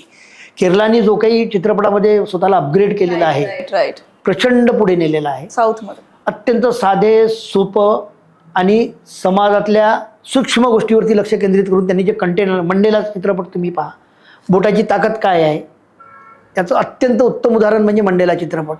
किंवा द ग्रेट इंडियन किचन जर तुम्ही पाहिलं तर एका भारतीय महिलेची तिच्या परंपरागत पुरुषी मानसिकतेमध्ये कशी कुचंबना केली जाते, कशी कुचंबना होते, तिच्या स्वातंत्र्यार्थी कसा घाला येतो, तिला जे काही करायचं असतं ते तिला करता येत नाही, हे सगळं तिचं फ्रस्ट्रेशन जे काय पद्धतीने मांडलेलं आहे. आणि शेवटी तिने जी बंडखोरी केलेली आहे ती बंडखोरी जी दाखवलेली आहे, प्रत्येक महिलेने तो चित्रपट पाहायला पाहिजे. तर या पद्धतीचे कंटेंट आता यायला लागलेले आहे. कंटेंट बेस झाला आता सगळं. आता ऑडियन्सला नाही पाहिजे खोटं मनोरंजन, खोटी करमणूक ऑडियन्सला नको आहे. ऑडियन्सला कुठेतरी स्वतः कनेक्ट होणं जास्त आवडतं आहे, जास्त भावतं आहे. सभोवताली जे काही घडतं ते पाहायला लोकांना आवडतं. आणि लोकांना ते घडत असताना स्वतःची कनेक्ट करायला पाहतात लोक की यस, अरे यार हे तर मी आत्ता परवाच माझ्यासोबत हे घडलं, ही गोष्ट जास्त अपील व्हायला लागलेली आहे लोकांना. त्यामुळे कंटेंटवरती फार सध्या हुशार झाले. हो, समाज हुशार झालाच आहे, नो डाऊट. सर, हे तर आता तुम्ही हजारो मुलांना शिकवलंय, तुमचे वर्कशॉप्स होतात, भारतात वर्कशॉप्स होतात अनेक ठिकाणी. ॲग्रो थिएटरला म्हटलं तिथे पण भारतातून मुलं येतात असतात शिकायला. हे तर मी, पण जेव्हा तुम्ही तालीम करायचे त्या काळाचा तुमचा अनुभव कसा होता? कारण तेव्हा तुमच्या सोबत भरत जाधव म्हटलंय, हे असे मराठीचे दिग्गज कलाकारही तेव्हा तुमच्यासोबत नाटकाच्या तालमीत असायचे किंवा प्रयोगात असायचे. काय मी मगा बोलल्याप्रमाणे मी आणि गीता अग्रवाल आम्ही दोघंच जण प्ले करायचो. आमच्याकडे तालीम हॉल नव्हता तेव्हा. फार जिथे जागा मिळाली तिथे करणे, लिमिटेशन्स खूप होते. आणि एकांकिका स्पर्धा खूप व्हायच्या महाराष्ट्रभरामध्ये, त्यामध्ये आम्ही फिरायचो. तेव्हा हे सगळे कलावंत, भरत जाधव, मकरंद नासपुरे, केदार शिंदे, मंगेश देसाई स्पर्धक म्हणून सोबत असायचे एकांकिका स्पर्धेमध्ये. त्यातनं आमच्या सगळ्यांच्या ओळख आहे, मैत्री, ते काय करतात आपण काय करतो, यातनं सगळं घडायचं. तालमी म्हणजे काय, कधीतरी कुठेतरी आमच्या इथे राष्ट्रभाषा प्रचार समिती आहे, तिथे मोठं चिंचेचं झाड होतं, त्या झाडाखाली तालीम करणे. कधी कुठेतरी एखादं DED कॉलेज असेल तिथला हॉल मागणे, तिथे रिहर्सल करणे. कधी घरीच आपल्या गच्चावरती जाऊन रिहर्सल करणे. असं आता तर सगळं म्हणजे अकॅस्टिक आणि AC वगैरे लागलेले रिहर्सल हॉल पोरांना मिळतात. बाबा बाईकनी कारने येणारे कलावंत आता आम्ही पाहतोय. ठीक आहे, बदलत्या जगानुसार माणसाच्या हालचाली बदलतात, सगळ्या गोष्टी बदलतात. तर ती गंमत वेगळी होती. मुळात त्यावेळेस नाटक वगैरे ह्या सगळ्या तालमी स्पोर्टली घेतल्या जात होत्या. गंमतून आम्ही सगळं करायचं, त्यातनं आनंद मिळत होता. रिहर्सलमधनं पण आनंद मिळायचा. आता आनंद कमी आणि व्यावसायिकरण जास्त आलेलं आहे. अच्छा, प्रोफेशनलिझम जास्त आलंय. हां, त्यामुळे आम्हाला हेच पाहिजे, आम्हाला तेच पाहिजे, चुजी झाली आहे माणसं. हां, कम्फर्ट झोनमध्ये माणसं जास्त स्वतःला ठेवू इच्छितात. कम्फर्ट झोनमधनं चांगल्या कलाकृत्या कधी जन्माला येऊ शकत नाही. जी काही जगभरामध्ये माणसं मोठी झाली, कलाक्षेत्रामध्ये माणसं मोठी झाली, तुझे नाव घेतलं भरत जाधव असो, मकरंद राजपुरे असो, नाना पाटेकर असो, हे सगळे अनकम्फर्ट झोनमधनं आलेले लोक आहेत. की तुमच्या हिंदीतले नवाजुद्दीन सिद्दीकी घ्या किंवा आमची गीता अग्रवाल घ्या, कम्फर्ट झोनमधनं माणसं मोठी होऊ शकत नाही. अनकम्फर्ट झोन तुम्हाला खऱ्या अर्थाने ग्रेड बनवतो, मोठा बनवतो. आम्ही पण त्याच झोनमधनं आलेलो आहे. त्या सगळ्या गमती जमती करत पुढे सरकलो आहे. मुलांना काय संदेश देतात जेव्हा तुम्ही इथे तुमच्याकडे येतात, वर्कशॉप, पर्सनॅलिटी डेव्हलपमेंट झालं, ऍक्टिंग झालं, बऱ्याच गोष्टी मुलं तुमच्याकडून शिकतात, तेव्हा काय अनुभव असतो मुलांसोबत आणि मुलांना तुम्ही कुठला संदेश देता की या फील्डमध्ये तुम्ही आल्यात, कसं राहायला हवं? यूथमध्ये काम करायला मला खूप आवडतं. म्हणजे मी मगा बोलताना मला वाटतं मी बोललो की मी BP आणि शुगरच्या गोळ्या घेत नाही. त्याचं एकमेव कारण असं आहे की मी सिनियर सिटीजनमध्ये कधीच बसत नाही. मी 18+ बसतो. 18+ जनरेशन मला प्रचंड आवडते. मला एनर्जी देते, ऊर्जा देतं, पॉझिटिव्हिटी देते. यांच्यात बसले की सगळ्या पाय टोंगळे दुखून राहिले, घुटणे दुखून राहिले, छातीत पेन आहे. तेव्हा मी 18+ झेंजीसोबतच बसतो. माझा युवा पिढीवरती प्रचंड विश्वास होता, आहे आणि राहणार. प्रत्येक येणारी पिढी अपग्रेड असते. म्हणजे माझा आजा हा काहीच शिकला नव्हता, पण 25% नॉलेज त्याच्याकडे होतं. माझा बाप 10वीपर्यंत शिकला, माझ्या बापाने 25% नॉलेज मिळवलं. माझ्या आजीने 25% आपलं त्याला दिलं. माझा बाप 50%चा होता. माझ्या बापाच्या पोटी मी जन्माला आलो, मी ग्रॅज्युएशनपर्यंत शिकलो, मी 25% नॉलेज मिळवलं. माझ्या बापाने आपलं 50% मला दिलं, मी 75चा झालो. आता माझी मुलगी मास्टर झालेली आहे, सायकोलॉजी करते आहे, तिने 25% ज्ञान मिळवलं. मी माझं 75 तिला, ती 100% आहे. तिच्या पोटी जी जन्माला येईल ती 125% राहणार. येणारी प्रत्येक पिढी 25%ने अपग्रेड होत राहते. त्यांचा रिस्पेक्ट करता आला पाहिजे. आजकालच्या पोट्ट्यांना काय कळतं, आजकालची पिढी बरोबर राहिली नाही आहे, असं झालं आहे, तर झालं, याला काही अर्थ नाही आहे. आधुनिक जगामध्ये माणसांच्या फेजेस बदलतात. फेजेस बदललं की जगणं बदलतं, सगळंच बदलत जातं तुमचं. याचा अर्थ ते वाईट आहे असं नाही आहे. त्याचा स्वीकार करता आला पाहिजे. त्याचा स्वीकार झाला की मग त्या पिढ्या काहीतरी नवीन जन्माला घालतात. त्यामुळे युवा पिढीमध्ये मी खूप काम करतो. देशभरामध्ये वर्कशॉप घेतो, महाराष्ट्रामध्ये वर्कशॉप घेतो. त्याचं मूळ कारण असं आहे की रंगभूमी माणसाच्या व्यक्तिमत्वाला आकार देते. मी पहिलेच बोललेलं आहे. आणि माणसांच्या व्यक्तिमत्वाला आकार आला की मग माणसं समाज घडवतात आणि समाज चांगला घडतो. त्यामुळे रंगभूमीच्या माध्यमातून युवा पिढ्यांचे व्यक्तिमत्व कसे घडवायचे हा माझा प्रयत्न असतो. माणसांना चांगलं ओरेटर स्किल असलं पाहिजे, माणसांना बॉडी लँग्वेज कळली पाहिजे, माणसाच्या चेहऱ्यावरती स्माईल असलं पाहिजे. 250-300 रुपयाचा मेकअप आमच्या मुली चेहऱ्यावरती घेतात आणि स्माईलच देत नाही. लॅक्मेच्या एका लिपस्टिक पोटी मुली ओठच उघडत नाही, लिपस्टिक पसरेल म्हणून. याला काय अर्थ आहे? तर लिपस्टिक इम्पॉर्टंट आहे की ओठावरचं स्माईल इम्पॉर्टंट आहे? मला स्माईल इम्पॉर्टंट वाटतं. त्याच्यामुळं हे जे बाजारीकरण झालं आहे, बाजारीकरणामध्ये माणूस स्वतःला कुठेतरी हरवून बसलेला आहे. हे माणसांचं हरवलं पण परत आणता येईल. त्यांच्या जगण्यातली नॅचरॅलिटी, ओरिजिनॅलिटी ही थिएटरच देऊ शकते, याच्यावरती माझा विश्वास आहे. आणि म्हणून मी युवकांसोबत संवाद करतो आणि युवकांच्या कार्यशाळा घेतो. तर सर, एक नाट्यधर्मी अशी एक पदवी तुम्हाला दिली आहे एक मोठे नाटककार आहे महेशजी. तो काय किस्सा आहे? महेश एलकुंचवार सर 99 अखिल भारतीय मराठी नाट्य संमेलन इथे नागपूरलाच होतं. त्याचे उद्घाटक जागतिक पातळीचे नाटककार प्राध्यापक महेश एलकुंचवार सर हे उद्घाटक होते. त्यांनी त्यांच्या भाषणामध्ये हा उल्लेख केला होता की डॉक्टर लागूंना नाट्यक्षेत्रामध्ये काम करत असताना नाट्यधर्मीचा शोध होता. नाट्यकर्मी सगळेच असतात, पण नाट्यधर्मी जे प्रसिद्धीकडे कधीही जात नाही, आपलं काम करत असतात आणि नाट्य चळवळ म्हणून रंगभूमीला मोठं करण्याचा प्रयत्न करतात. अशा नाट्यधर्मीच्या शोधामध्ये डॉक्टर लागू होते, पण त्यांना ते नाट्यधर्मी कधी महाराष्ट्रामध्ये आढळून आले नाही. पण आज मी जबाबदारीने सांगू शकतो की असे जर नाट्यधर्मी लागूंना जे अपेक्षित होते ते जर आम्हाला सांगायचे असतील तर महाराष्ट्रामध्ये अतुल पेठे जे पुण्याला नाट्यकर्म करतात, हरीश इथापे आणि श्याम पेठकर हे तिघं खऱ्या अर्थाने नाट्यधर्मी म्हणून काम करतात आहे. कारण ते कधीच प्रसिद्धीच्या झुतामध्ये जात नाही, सतत नव्याचा शोध घेतात आणि रंगभूमी कशी गतिशील राहील याकरता ते प्रयत्नशील असतात. असा उल्लेख प्राध्यापक एलकुंचवार सरांनी नाट्यसंमेलनामध्ये केला होता. आणि एलकुंचवार सरांनी नाट्यधर्मी म्हणून आपली ओळख द्यावी हे मला वाटतं की माझ्यासाठी सगळ्यात मोठं सर्टिफिकेशन आहे, खूप मोठं सर्टिफिकेशन आहे. एलकुंचवार सर असं आहे की बोलत नाही कोणाबद्दल. प्रचंड अभ्यास त्यांचा सामाजिक व्यवस्थेबद्दलचा आहे, नाट्यक्षेत्राबद्दलचा आहे. त्यांची एक एक नाटकं म्हणजे माइलस्टोन आहेत. आणि एवढ्या मोठ्या माणसांनी आपल्याला नाट्यधर्मी म्हणून आपली पाठ थोपटावी हे माझ्यासाठी नाट्यक्षेत्रामधलं मिळालेलं सगळ्यात मोठं प्रमाणपत्र आहे, सगळ्यात मोठं अवॉर्ड आहे असं मी मानतो. बिलकुल सर, महाराष्ट्रामध्ये नाट्यधर्मी म्हणून तुमचं हे केलं, पण आपण एकंदरीतच आपण विदर्भाची गोष्ट केली. आपण विदर्भाच्या मातीतून जन्माला आलेलो आहोत, विदर्भातून तुम्ही सुरुवात केली होती. तर सध्या विदर्भाची स्थिती काय आहे? गंमत कशी आहे, मला सगळेजण नेहमी विचारतात की 1983ला 84-84ला मी सॉरी 1993-94ला वर्धेमध्ये एकांकिका स्पर्धा घ्यायचो निहार नावाने. तेव्हा स्मिता तळवकरांना मी चीफ गेस्ट म्हणून बोलवलं होतं. त्या स्मिताताई माझ्याकडे प्रमुख अतिथी म्हणून आल्या होत्या आणि त्या स्मिता तळवकर मला बोलले की हरीश तू आता मुंबईला ये. त्यांचा अस्मिता नावाचा ग्रुप होता आणि माझा ग्रुप जॉईन कर, तू चांगला डिरेक्टर आहे आणि आता तू व्यावसायिकतेकडे ये. तेव्हा मी बोललो होतो की ताई बघतो, मी विचार करतो आणि मला वाटलं तर मी येईल. मी नाही गेलो. मुळात मला कधीच स्क्रीनचं आकर्षण नव्हतं किंवा मुंबई पुण्याच्या व्यावसायिक रंगभूमीचं आकर्षण नव्हतं. मी ठरवून होतं की मला जे काही करायचं मी विदर्भात राहूनच करणार. तर मला म्हणायचं की विदर्भाच्या मातीमध्ये काय असं आहे की तू विदर्भ सोडत नाही. तर मी गमतीने म्हणण्यापेक्षा मी गांभीर्याने सांगायचो की विदर्भाच्या माती में कुछ तो भी आहे. त्याची गंमत अशी आहे की गुजरातमधला गांधी वर्धेमध्ये विदर्भामध्ये येतो आणि वर्धा सोडत नाही, परत जात नाही. 1936ला वगैरे 35-36ला गांधी वर्धेमध्ये आले आणि सेवाग्राममध्ये आश्रम उभं केलं आणि इथनं कधीच परत गेले नाही. कोकणातला विनोबा भावे वर्धेमध्ये विदर्भामध्ये येतो आणि वर्धा सोडत नाही, आपलं स्वतःचं परमधाम आश्रम उभं करतात. महूमध्ये जन्माला आलेले आणि महाराष्ट्रामध्ये शिक्षण घेऊन मोठे झालेले डॉक्टर बाबासाहेब आंबेडकर विदर्भातल्या नागपूर भूमीमध्ये येऊन दीक्षा घेतात. इसका मतलब विदर्भ के मिट्टी में कुछ तो है. आणि म्हणून म्हटलं की एवढे 3 महान माणसं जर विदर्भाच्या मातीत येऊन स्थिरावतात तर मी आपल्या विदर्भातल्या मातीला सोडून का जावं.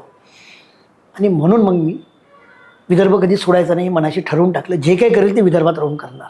आणि मी प्रामाणिकपणे आजपर्यंत मी जेही केलं आहे, राष्ट्रीय पातळीवरचं थिएटर केलं, चित्रपट करतो आहे, हे मी विदर्भात राहूनच केलेलं आहे आणि मी विदर्भात राहूनच सगळं काम करणार. हे मी स्वतःशी केलेलं कमिटमेंट आहे. आजकाल असं काही राहत नाही की तुम्ही मुंबईत गेले म्हणजेच तुम्ही मोठे होता. तुम्ही आहे त्या जागेवरून सुद्धा काम करून मोठे होऊ शकता. मोठं होणं म्हणजे काय आहे, तुम्ही केलेली कलाकृती लोकांपर्यंत पोचणे मीच मोठं होणे. याच्या पलीकडे दुसरं काही नसतं. तुम्हाला लोकांनी स्वीकारणे, तुम्हाला ॲप्रिशिएट करणे, त्याला मान्यता देणे तुम्ही केलेल्या कामाला म्हणजे तुमचं मोठंपण. त्यामुळे मुंबई पुण्यात जाणे किंवा मोठ्या शहरामध्ये जाणे म्हणजेच तुम्ही कलावंत आहात वगैरे असं काही नाही आहे. शेवटी मातीच ही काहीतरी नवीन निर्माण करत असते. त्याचं मार्केटिंग मोठ्या शहरामध्ये होतं. म्हणजे सृजनशीलतेचा जन्म हा मातीत होतो, त्याचा पॅकेजिंग तिकडे होतं आणि मार्केटिंग तिकडे होतं, असं माझं स्पष्ट मत आहे. म्हणजे एखादा जोंधळ्याचा दाणा जर तुम्ही मातीत टाकला तर तो उगवल, पण सिमेंटच्या बॅगमध्ये उगवणार नाही. मुंबई पुण्याचं व्यावसायिक क्षेत्र ही म्हणजे सिमेंटची बॅग आहे आणि विदर्भ ही अस्सल माती आहे. इथे टाकलेलं बीज आपोआप उगवतं आणि मोठ्या शहरांमध्ये गेलेले सगळे क्रिएटिव्ह लोक हे मातीतनंच तिथं गेलेले आहेत. हे काही मुंबईत जन्माला आलेले नाही आहे. तुमच्या माहितीसाठी मुंबईमध्ये व्यवसाय होऊ शकतो, बाजारीकरण होऊ शकतं, पण सृजनशीलता ही मातीत जन्माला येते. म्हणून मी विदर्भाच्या मातीशी घट्ट आहे आणि घट्टच राहणार. कारण याच मातीत तुम्ही ॲग्रो थिएटर ही संकल्पना सुरू केली, अध्ययन भारती ॲग्रो थिएटर ही संकल्पना कशी सुरू केली आणि याच मातीत देशभरातून मुलं जे आहे ते तुम्ही पेरत आहात. त्याचे काय झाडात वृक्षात रूपांतर तुम्ही त्यांचं करत आहात. ते कसं कन्सेप्ट सुरू झाली? काय रंगभूमीवरती काम करत असताना माझ्या अभ्यासामध्ये एक व्यक्तिमत्व आलं, रतन थियम सर, जे आसामचे रतन थियम सर. त्यांचं आत्ताच निधन झालं काही महिन्याआधी. ग्रेट पर्सनॅलिटी, मोठा माणूस, ज्यांनी रंगभूमीला खूप काही दिलेलं आहे. आसामचे होते. त्यांचं व्हिलेज थिएटर होतं. त्यांनी गावातच आपलं थिएटर सुरू केलं. ज्यांना ज्यांना नाट्यकृती करायची आहे, ज्यांना नाट्यानुभव घ्यायचा आहे, त्यांनी त्यांच्याकडे जायचं, तिथे राहायचं निवासी पद्धतीने आणि तिथं ते नाटक उभे करायचे आणि मग त्याचे प्रयोग देशभरामध्ये व्हायचे. म्हटलं आसामसारख्या अत्यंत छोट्या भौगोलिक क्षेत्रामध्ये जिथे अनेक सुविधा नाही आहेत, अशा ठिकाणी जर Ratan Thiem sir village theatre, गाव रंगमंच, ग्राम रंगमंच उभा करू शकतात, आपण आपल्या भागामध्ये का करू शकत नाही? म्हणून मी मुळातच शेती मातीशी जुळलेला माणूस असल्यामुळं आणि नाम फाउंडेशनमध्ये जुळल्यानंतर मला प्रकर्षाने जाणवावं लागले की शेती मातीचे प्रश्न समाजापर्यंत येतच नाहीत. नवीन पिढ्या शेती मातीपासून दूर जातात आहे. यांना आपल्याकडे कसं आणायचं, यांना कृषीचे प्रश्न कसे समजावून सांगायचे? शेवटी कृषी, ॲग्रिकल्चर याच्यातच सगळं काही दडलेलं आहे. ॲग्री म्हणजे कृषी आणि कल्चर म्हणजे संस्कृती. तर मुळात आपली स्वतःची कृषी संस्कृती होती जी लोप पावत चाललेली आहे. पेरणीपासून तर कापणीपर्यंतची गाणी आहेत, सगळे सण उत्सव हे तुमच्या कृषीमधनं आलेले आहेत. हे कुठेतरी मिसिंग आहेत, हे कुठेतरी हरवत चाललेले आहेत. याला परत पुनर्जीवित कसं करता येईल, याला संग्रहित कसं करता येईल, म्हणून मग आपण शेतातच का नाही थिएटर उभं करायचं. यातनं ॲग्रो थिएटर, कृषी रंगमंच संकल्पना माझ्या डोक्यामध्ये आली आणि मी ॲग्रो थिएटर ही कॉन्सेप्ट विदर्भामध्ये माझ्या शेतामध्ये वर्धेमध्ये सुरू केली. तिथेच हॉल बांधला, राहायची व्यवस्था आहे आणि बांधावरती, विहिरीवरती, झाडांच्या खाली, ओढ्याजवळ बसून, तलावाजवळ बसून मुलं छान रिहर्सल करतात, एक्सरसाइज करतात. निसर्गामधले वेगवेगळे नॉईज आहेत, पक्ष्यांची आवाज आहेत, वेगवेगळे साऊंड्स आहेत. यातनं माणसाला साऊंड सेन्स डेव्हलप होतो. सेकंड थिंग, ओढ्याच्या प्रवाहामध्ये पाय सोडून बसणे, ओढ्याचा खळखळाट कसा कमी जास्त होतो हे यातनं तर माणसाचा सेन्स डेव्हलप होतो. पक्ष्यांचे आवाज आहेत, हवेची झुळूक आहेत, झाडांशी बोलणं आहे, दगडांशी बोलणं आहे. ह्या सगळ्या गोष्टींचं फिलिंग्स माणसामध्ये आले पाहिजे, जी मिसिंग आहे. म्हणून मी ॲग्रो थिएटर सुरू केलं. त्या ॲग्रो थिएटरला आज जवळजवळ 12-13 वर्ष होतात आहे. देशातल्या वेगवेगळ्या राज्यातले मुलं मुली तिथे येतात, राहतात, वर्कशॉप्स होतात. त्यातनं मुलं थिएटर समजून घेतात, नैसर्गिक अभिनयाचे धडे घेतात आणि त्यातनं काही कलाकृत्या, काही प्रोडक्शन उभे राहतात आणि त्याचे देशभरामध्ये प्रयोग होतात. अशी ॲग्रो थिएटरची कॉन्सेप्ट माझ्या डोक्यामध्ये आली आणि आज ॲग्रो थिएटरने देशामध्ये बऱ्यापैकी आपलं नाव तयार केलेलं आहे. अनेक मुलं ॲग्रो थिएटरच्या वर्कशॉपला यायला वेटिंगमध्ये असतात. वर्षातनं 3 बॅचेस मी घेतो. समरमध्ये 2 आणि विंटरमध्ये 1 किंवा 2 अशा बॅचेस असतात. एका बॅचमध्ये 20 विद्यार्थी असतात. रेसिडेन्शियल राहतात आणि तिथनं अभिनयाचे धडे घेतात. आणि मी असं पण ऐकलं ते स्वयंपाक पण स्वतःच करतात आणि मस्त. त्यात एक नियम असा आहे की मुलांनी, आमची टॅगलाईन आहे की कम्फर्ट झोन न विसरता कम्फर्ट झोन घरी ठेवून या. ही ॲग्रोची टॅगलाईन आहे. न विसरता कम्फर्ट झोन घरी ठेवून या. तिथे अनकम्फर्ट झोनमध्येच तुम्हाला राहावं लागेल. तुम्हाला सगळ्या सुखसुविधा मिळणार नाही. झोपायसाठी गादी नसते, फक्त चटई असते, डोक्याखाली उशी नसते. तुम्ही फ्लॅट झोपा. सेकंड थिंग, एकाच हॉलमध्ये मुलं मुली कॉमनली झोपतात. त्यामुळे जेंडर कॉम्प्लेक्स हा जो आहे तो आम्ही तिथेच संपवतो. ते नको आम्हाला. माझं नेहमी म्हणणं असतं की बाबा या क्षेत्रामध्ये काम करणाऱ्या मुलींनी स्वतःवरती विश्वास ठेवून यायचं, जगावरती विश्वास ठेवून येऊ नका. बरोबर. माणसांचा स्वतःवरती विश्वास असला की माणसासोबत घटना कमी घडतात आणि माणसांनी जगावरती विश्वास ठेवायची अपेक्षा ठेवली की माणसांसोबत घटना जास्त घडतात. तेव्हा माणसांचा स्वतःवर विश्वास असला पाहिजे, स्वतःच्या मनगटामध्ये ताकद असली पाहिजे आणि मेंदूमध्ये खूप स्पष्टता असली पाहिजे. मी मुलींना नेहमी म्हणतो की माझ्याकडे काम करायला लागल्यानंतर तुम्ही मुलं मुली सोबत राहा. एखाद्या मुलाचं डोकं दुखलं तर मांडीवर डोकं ठेवून त्याला दाबून द्या आणि कारभार केला तर थोबाडीत मारा. ही ताकद असेल तर माझ्याकडे यायचं, नाही तर घरी बसायचं. मला तक्रारी चालणार नाही. सेकंड थिंग, स्वयंपाक मुलीच करणार, झाडू पोछा मुलीच करणार असं चालणार नाही. जी कामं माणसांच्या गरजेची आहे ती सगळे कामं दोघांनी समान पातळीवरती केली पाहिजे. मुलंही स्वयंपाक करतात, मुलीही स्वयंपाक करतात, मुलं मुली सगळे झाडू पोछा करतात. तो प्रिमायसेस सगळ्या मेंटेन करायची जबाबदारी जेवढी मुलींवरती तेवढी मुलांवरती असते. त्यामुळे जेंडर इक्वेशन हे आमचा नियम आहे. खऱ्या अर्थाने स्त्री पुरुष समानता आपण जी म्हणतो ती अशीच नसावी, ती प्रत्येक कामामध्ये असावी. वुमन रिस्पेक्ट हा प्रत्येक पावलोपावली असावा. म्हणून ॲग्रोमध्ये ह्या सगळ्या गोष्टींना कुठेही महत्त्व नाही आहे. इथे तुम्ही आलात कलावंत म्हणून, माणूस म्हणून या, स्त्री आणि पुरुष म्हणून येऊ नका. क्या बात आहे सर. आणि काय सुंदर वातावरण असेल, एकदम फार सुंदर. पाण्याचा. चारी बाजूला झाडं आहेत, हिरवं कंच माझा प्रिमायसेस आहे, बाजूला मोठा तलाव लागलेले आहेत. त्याचे व्हिडिओ जर तुम्ही पाहिले तर तुम्हाला आश्चर्य वाटेल. नाही, मी नक्कीच व्हिडिओ बघितले. मी सगळे येतात, छान राहतात. आजकाल पालकांचा आग्रह सुरू झाला आहे की बुवा आम्हाला पण तुम्ही वर्कशॉपसाठी बोलवा. काही सिनियर आर्टिस्ट आहेत ते म्हणतात की चेंज म्हणून आम्हाला बोलवा. पण लिमिटेशन्स आहे. मलाही स्वतःला वर्कशॉप्सच घेत राहील तर बाकीच्या ॲक्टिव्हिटीज कशी करणार. पण तरुणांवरती फोकस माझा जास्ती आहे. तरुणावरती काम होणं गरजेचं आहे, तरुणांना संधी देणं गरजेचं आहे आणि तरुणांना शेती मातीकडे आणणं गरजेचं आहे. बिलकुल सर.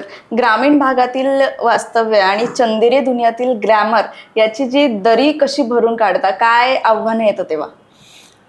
कसं आहे, मला नेहमीच ग्लॅमर हा शब्द फसवा वाटतो की महानगरामध्ये घडणाऱ्या गोष्टी फार ग्लॅमराईज असतात. ग्लॅमर म्हणजे काय? ज्या गोष्टीला, समाजाला, सोसायटीला आकर्षण तयार होतं मीच ग्लॅमर.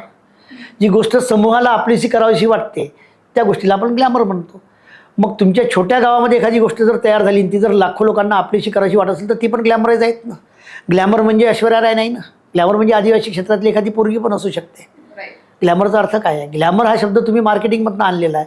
म्हणजे या देशामध्ये सगळ्यात पहिलं मिस युनिव्हर्स वगैरे कोणाला मिळालं असेल तर लारा दत्ता, त्यानंतर सुष्मिता सेन, त्यानंतर ऐश्वर्या राय. त्याच्या आधी काही देशामध्ये सौंदर्य नव्हतं का?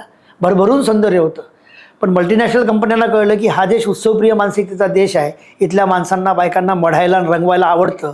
इथल्या माणसांचं हार्डवेअर हे खूप डेकोरेट असतं आणि सॉफ्टवेअर झिरो असतं. राईट.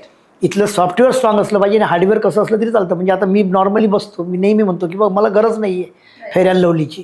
फेअर अँड लवली लावून जर 7 दिन मी ग्लो होत असेल तर मी गेलला 2-4 डबे पाठवून दिले असते ना. लाव फेअर अँड लवलीनं हो गोरा. 7 दिवसामध्ये असं फेअर अँड लवलीनी ग्लो येऊ शकत नाही. पण हे फेअर अँड लवली या देशामध्ये विकायसाठी पहिले फेअर अँड लवलीनी ग्लो कसं होतं हे दाखवणारी पोरगी उभी करू तरच आम्हाला व्हॅल्यू येणार. म्हणून त्यांनी लारा दत्ताला मिस युनिव्हर्स दिलं. तिच्या हातामध्ये कॉस्मेटिक दिले. तिने ते कॉस्मेटिक लोकांना दाखवले की हे वापरल्यामुळे मला मिस युनिव्हर्स मिळालं. तेच आमच्या पोरी पाहतात आणि त्या पोरी मग त्या पद्धतीने विकत घेतात. तर मुळात सौंदर्य या देशामध्ये पहिलेपासून आहे. सौंदर्याला सर्टिफाईड नव्हतं केलं म्हणून तुम्हाला असं वाटलं की त्यामध्ये ग्लॅमर नाही आहे. आमचा देश पहिल्यापासूनच ग्लॅमरने भरलेला देश आहे. इतका ग्लॅमर देश जगामध्ये कोणताच नाही आहे इतका बहुसंस्कृत अत्यंत वेगवेगळ्या शेड्सनी व्हायब्रंट्स हा देश आहे. इथली संस्कृत्या वेगवेगळ्या, इथली भाषेची गंमत वेगळी, इथलं जगणं वेगळं. तुम्ही जा ना कुठेही जा, पंजाबमध्ये जा, कलरफुल आहे सगळं. ट्रायबल आदिवासीमध्ये जा, तुम्हाला काय ऑर्नामेंट्स मिळतात, तुमचे ऑर्नामेंट्स तरी काय असेल.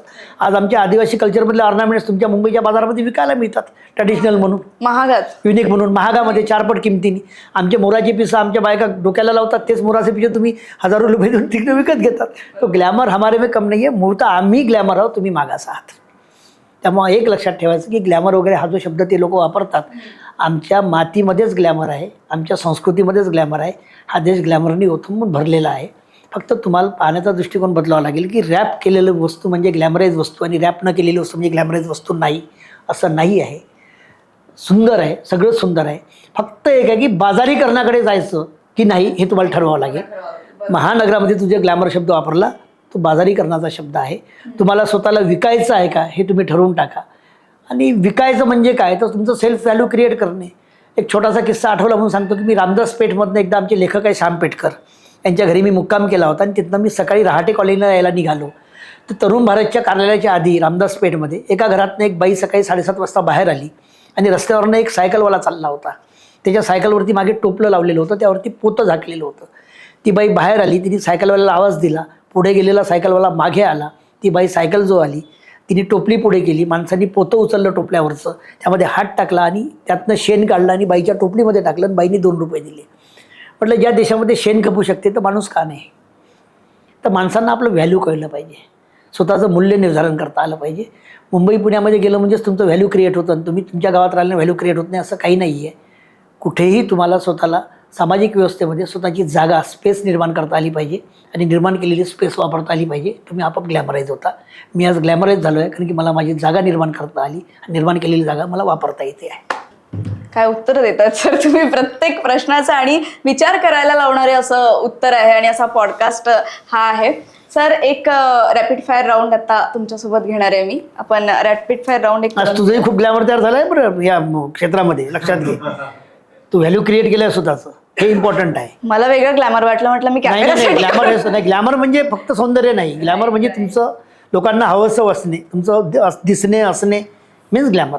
रंगभूमी की सिनेमा? रंगभूमी. तुमचा विचार विश्व बदलणारा चित्रपट? ओके, अंकुश. आवडीचा चित्रपट? अंकुशच. एका शब्दात नाटक म्हणजे काय? नाटक म्हणजे जादू, समाज घडवणारी. आजच्या कलाकारांनी काय विसरू नये? स्वतःची शेती आणि माती.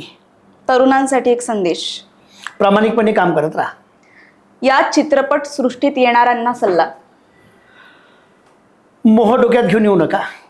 स्वप्नातील प्रोजेक्ट बायोपिक किंवा सामाजिक विषय? बायोपिक अजिबात नाही, कारण की माझं जीवनच समाज असं मी समजतो. त्यामुळे समाजातले प्रश्न. सर 3 पुस्तकं जे समोरच्यानी वाचायला हवी? अर्थाच्या शोधात, विक्टर फ्रँकल, तो आणि ती, रमा मराठे आणि गॉड इल्युजन. आणि 3 चित्रपट जे बघायला हवेत? अंकुश पाहायलाच पाहिजे 100%, त्यामध्ये कुठलीही शंका नाही. तारे जमी पर, राईट. आमिर खानचा पहिला. नाना पाटेकरांचा अंकुश, त्यातनं युवकांना कळेल की फाईट कसं करायचं व्यवस्थेबद्दल. तारे जमी पर, सगळ्या मुलांना कसं समजून घ्यायचं, बालसंगोपन कसं असावं, बरोबर आहे. आणि तिसरा तुम्हाला सांगायचं म्हणजे आता 13 माझा स्वतःचाच, प्रत्येकाने पाहायला पाहिजे. महिलांची वेदना काय आहे, महिलांचा संघर्ष काय आहे. 13 एका शब्दात तुमच्यासाठी काय आहे? संघर्षातून जन्माला आलेलं सौंदर्य. आवडती अभिनेत्री? स्मिता पाटील. आवडता अभिनेता? मनोज बाजपेयी. तुमचं प्रेरणा कोण आहे? माझी आई. क्या बात आहे. सर एक शेवटचा माझा असा प्रश्न होता की आज हरीश हिथापे इथे आहेत. आपण जो पुढे जात असतो आपल्या मागे कोणी ना कोणी असतं, तो व्यक्ती कोण आहे ज्याच्यामुळे हरीश हिथापे आज इथे आहे? हा प्रश्न खरं म्हणजे सुटायलाच नको होता. तो घेतला त्याबद्दल तुझं थँक्स. शांताबाई इथापे, माझी माय, जिच्यामुळं आज मी इथे आहे. तिने जी एनर्जी, जी सकारात्मकता माझ्या व्यक्तिमत्वामध्ये आणली, ती मी मगाच बोललो की आदिवासी गावामध्ये राहायची. ती वर्धेला जेव्हाही आली तेव्हा सभोवतालच्या परिवारातले जुने कपडे घ्यायची, ते क्लीन करायची, त्याला काच बटन करायची आणि तिथे नेऊन ती डिस्ट्रीब्यूट करायची. ती शिकलेली नव्हती. तिच्याकडे छोटासा डब्बा होता डॉक्टर मुक्तेश्वर म्हणून आमच्याकडे वर्धेला होते, त्यांच्याकडनं ती औषधं घ्यायची, त्यावरती लिहून घ्यायची, हगवणीची गोळी, उलटीची गोळी, तापाची गोळी, आणि त्या सगळ्या पुड्यांवरती घेऊन त्या पुड्या डब्यामध्ये घेऊन त्या गावात राहायची. तेव्हा दवाखाने वगैरे नव्हते, तिथे कोणाला काही प्रॉब्लेम आला तर ती त्या गोळ्या द्यायची तेवढं वाचून. तर ही तिची जी प्रेरणा आहे ती माझ्या पर्सनॅलिटीमध्ये आहे. ती माझ्यासोबत नाटकाच्या स्पर्धेमध्ये सतत माझ्यासोबत आणि गीतासोबत फिरायची. तेव्हा लोक म्हणायचे की काय हा नाटक करते, त्या पोरीला घेऊन फिरते. ताई म्हणायची की ठीक आहे ना, तो पोरीला घेऊन फिरते, तुमचं पोरं तर कोणाला घेऊन नाही फिरत. हा मॅसेज ती थेट भिडायची. तिचं ते थेट भिडणं जे माझ्यामध्ये आलं ते तिच्याकडनं आलेलं आहे. ती म्हणायची की माणसाशी बोलताना डोळ्यात डोळे घालून बोल, डोळे खाली करून कधीच बोलायचं नाही. वरच्याशी डोळे भिडव आणि खालच्याला हात दे. हे वाक्य ती मला 2-3दा सांगून चुकली की तुला भिडवायचे असेल तर वरच्याशी डोळे भिडव आणि हात जर द्यायचं असेल खालच्याला हात दे. मुळात प्रॉब्लेम असा आहे आमच्या सोसायटीचा की आम्ही खालच्याला डोळे दाखवतो आणि वरच्याशी हात मिळवतो. माणसांना वरच्याशी डोळे भिडवता आले पाहिजे आणि खालच्याला हात देता आला पाहिजे, तेव्हा समाज वरती येतो. हे मी तिच्याकडनं शिकलो आणि म्हणून मी आजकाल जे डोळे भिडून बोलतो, लोक म्हणतात की बाबा ॲग्रेसिव्ह आहे. ॲग्रेसिव्ह नाही आहे मी. डोळे भिडून बोलण्याचा अर्थ असा की आय कॉन्टॅक्ट करा आणि मग बोला, कॉन्फिडंटली बोला. आणि जो मोडलेला कमजोर माणूस आहे त्याला हात द्या, त्याला वरती आणा. हे तिच्याकडनं शिकलो. सामाजिक जे काही माझ्यामध्ये आलं ते सगळं तिच्याकडनं आलेलं आहे. ती गवळणी छान म्हणायची, गळा चांगला होता तिचा, त्यामुळे लोककलेचा गंध मला तिच्याकडनं मिळालेला आहे. आणि पॉझिटिव्हिटी, एनर्जी आणि आहे त्यामध्ये समाधानी असावं आणि सतत काहीतरी करत राहायचं, हे तिच्याकडनं शिकलो. त्यामुळे शांताबाई थापे स्ट्रिक्ट नव्हतं, फार फ्रीडम होतं आम्हाला. 100% काय करायचं ते करा, तमा बाळगायची नाही, चिंता करा. कोण काय म्हणते त्याच्याकडे पाहायचं नाही, आपल्याला काय वाटतं त्याच्याकडे पहा आणि करा. तिने कधीच कोणाला थांबवलं नाही. अदरवेळेस तिने जर मला थांबवलं असतं त्यावेळेस तर नाट्यक्षेत्रामध्ये मी आज दिसलो नसतो. ती प्रोत्साहन द्यायची की कर तू, ते लोक काय ते सोडून दे, तुला वाटतं ना तू कर, जे वाटतं ते कर. त्यामुळे तिने प्रोत्साहन दिलं. तुमची वाईफ, तुमची मुलगी यांचा काय सपोर्ट आहे? कारण ती पण चांगला ढोबळमानाने लोक बायको म्हटलं की तिचं कौतुक करतात, भीतीपुटी करतात की मला माहीत नाही का, पण खोटं कौतुक करू नये. तिचा या क्षेत्राशी काही संबंध नाही आहे. मी तिला नेहमी म्हणत असतो की बघ तू कशासाठी माझ्यासोबत, माझ्या क्षेत्रामध्ये तुझं काही योगदान नाही आहे माझ्या ह्याच्यामध्ये, त्यामुळे तुझ्या प्रेझेन्सची मला गरज नाही पडत. तू आपलं क्षेत्र तयार कर. ढोबळमानाने आम्ही नवरे काय करतो की बायकोला आपल्या कौतुकामध्ये सहभागी करून घेतो, तिचे रस्तेच बंद करतो. माझं म्हणणं आहे की बायकांचे रस्ते बंद करू नका. तिला तिची जाणीव असू द्या, तिला तिचे मार्ग निवडू द्या, तिचे मार्ग प्रशस्त करू द्या.